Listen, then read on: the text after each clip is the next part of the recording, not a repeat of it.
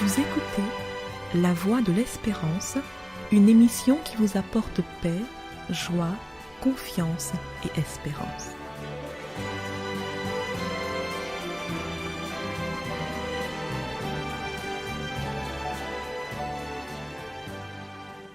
Bonjour la Guyane et bonjour à tous depuis la Guyane. Quand le médicament devient pire que le mal, malheureusement, il arrive qu'un médicament ait des conséquences plus dramatiques que le mal qu'il est censé soigner. On entend même parler de procès pour des affaires de ce type, car parfois il est reproché aux fabricants de ne pas informer les patients alors qu'il était déjà au courant. La vengeance fait partie des médicaments qui deviennent pires que le mal qu'ils sont censés soigner. L'histoire de l'humanité et l'actualité sont remplies de faits de vengeance qui montrent que cette réaction n'est jamais une solution, mais toujours une source de problème. Car la vengeance se définit ainsi, comme étant la peine infligée à un offenseur pour la satisfaction de l'offensé, des représailles souvent disproportionnées car animées par la colère.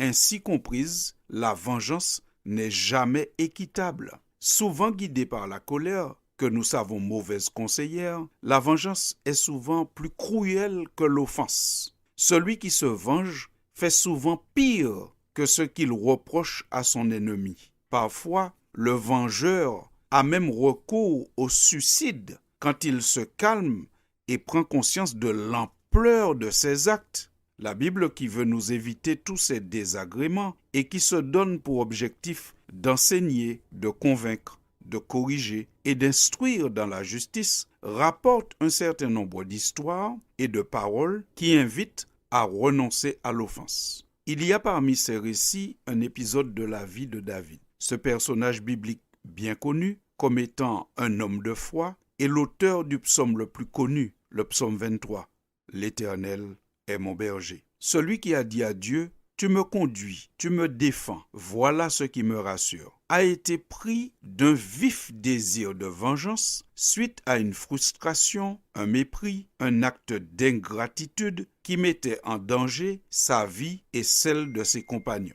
Les faits sont consignés dans le chapitre 25 du livre de Samuel, qui se trouve dans la Bible. David est dans une situation difficile. Il est en deuil et triste et probablement en questionnement, car il n'a toujours pas accédé au trône alors que Samuel, l'homme que Dieu a utilisé pour le désigner comme roi, vient à mourir. Il décide donc de se retirer dans un lieu désert, à la tête d'une troupe d'environ 600 personnes. Lorsque les vivres viennent à lui manquer, il demande l'assistance d'un homme très riche, un certain Nabal, qu'il a eu l'occasion de protéger et d'aider dans le passé. Celui-ci donne une fin de non-recevoir à sa demande et le méprise. Face à l'ingratitude de Nabal, humilié et frustré, sentant sa vie et celle de ses hommes menacées par le manque de nourriture et guidé par la colère, David décide de se venger. Il décide qu'avant le lever du soleil, Nabal, ses proches, ses employés doivent tous mourir, alors que ces derniers ne sont pas d'accord avec la décision de Nabal. Mais tant pis, parce que la vengeance est souvent disproportionnée. Tant pis, parce que la vengeance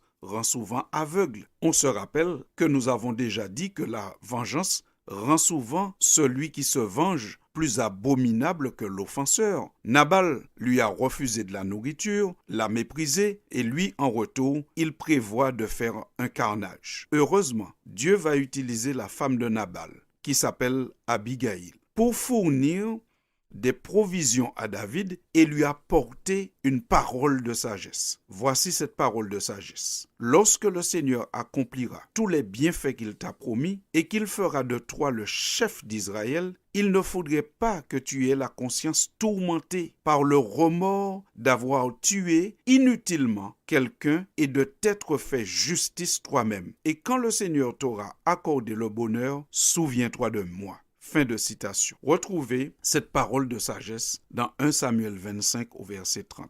Le roi désigné, David, va accepter le conseil sage de cette femme. il va renoncer à la vengeance. Il va plutôt pardonner, faire preuve de sagesse et d'humilité, reconnaissant que la vengeance est à l'opposé du bon sens. Voici donc la réponse de David à la parole de sagesse d'Abigaïl. David répondit à Abigaïl: « Je bénis le Seigneur, le Dieu d'Israël qui t'a envoyé en ce moment à ma rencontre. Je te bénis aussi, toi qui, avec bon sens, m'as empêché d'en venir au meurtre et de me faire justice moi-même. » Fin de citation. Parole à retrouver au verset 32 et 33 du même chapitre. Le processus de la vengeance est comme une échelle. Chaque fois que l'un des protagonistes monte une marche, l'autre se sent obligé de monter plus haut. Quand 1000 sont tués d'un côté, l'autre se sent obligé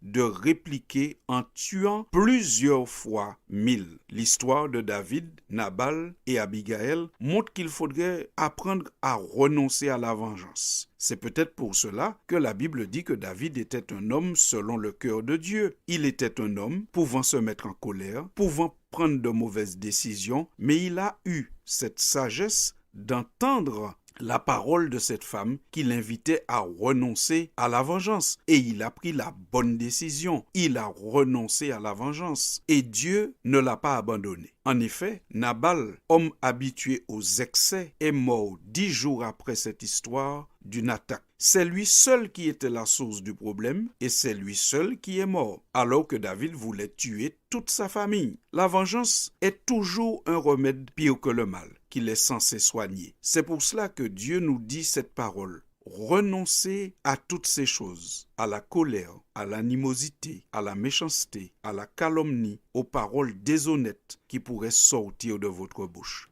Fin de citation. Colossiens 3 au verset 8. Dieu n'est pas insensible à la souffrance des siens. Il agit et agira toujours plus pour éradiquer définitivement le mal. Mais en attendant, faisons-lui confiance et respectons sa souveraineté. Acceptons que Dieu puisse agir en son temps comme il veut et quand il veut. C'est pour cela que nous devons pratiquer la justice et jamais la vengeance. La justice, pour qu'elle soit rendue, doit l'être par des personnes extérieures à l'affaire. C'est pour cela que on parle d'état de droit quand aucun citoyen n'a le droit de se faire justice lui-même, mais il doit s'en remettre à une justice qui est censée être équitable, impartiale pour régler les affaires et les problèmes. Eh bien, nous faisons la même chose avec Dieu. Il est celui à qui nous remettons les cas, les affaires et les problèmes, en croyant que Dieu est celui qui est digne de confiance, qui est juste et qui agira au bon moment et de la bonne manière en son temps. Faisons donc confiance à celui qui a dit « À moi la vengeance, à moi la rétribution ». Soyons patients et laissons Dieu agir. Il agira toujours au bon moment. La vengeance est toujours un remède pire que le mal qu'il est censé soigner. Enlevons donc ce médicament de notre pharmacie. À bientôt, chers auditeurs. Merci pour votre attention. C'était La Voix de l'Espérance, une émission préparée par l'Église adventiste du 7e jour. Si vous désirez avoir une copie de la causerie d'aujourd'hui, demandez-la. Elle vous sera donnée gracieusement. Écrivez à La Voix de l'Espérance, boîte postale 169 97 324, Cayenne, CEDEX. Ou téléphonez au 0594 25 64 26. Merci chers auditeurs et à bientôt.